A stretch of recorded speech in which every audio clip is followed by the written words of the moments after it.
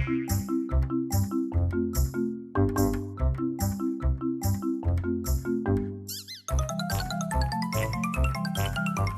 পঢ়ি আমনি লাগিছে যদি 1 মিনিট ভিডিঅ'টো চাই হাঁহি লোৱা। তোমাক কি কি শিকাইছিলোঁ চোৱা। এটা ৰোগৰ নাম অৰ্থাৎ এটা বেমাৰৰ নাম আৰু এই বেমাৰটো বিয়পোৱা বাহকৰ নাম লিখা। তেতিয়া কি লিখিবা? মেলেৰিয়া আৰু মাইকী এন'ফিলিছ মহ।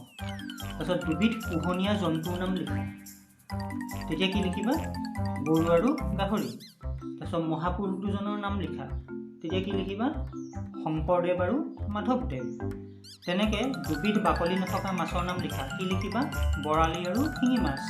হৈছে? আৰু তোমাৰ দেউতাৰ নাম আৰু মাৰ নাম আহিলে জানাই, সেয়া লিখি দিবা। হ'ব? এতিয়া তোমাক সুধিম, তুমি কৈ যাবা উত্তৰকেইটা দেই। হ'ব? তোমাৰ দেউতা আৰু মাৰ নাম কোৱা। দেউতাৰ নাম মেলেৰিয়া, মাৰ নাম মাইকী এন'ফিলিছ মহ। সেই দুবিধ বাকলি থকা মাছৰ নাম কোৱা। শংকৰদেৱ আৰু মাধৱদেৱ। তোক তাকে শিকাইছিলোঁ, খালি খালি চব শেষ কৰিলি। মই এশভে খাইছোঁ, বটলটো ওচৰত বাকীখিনি থাকিলেই।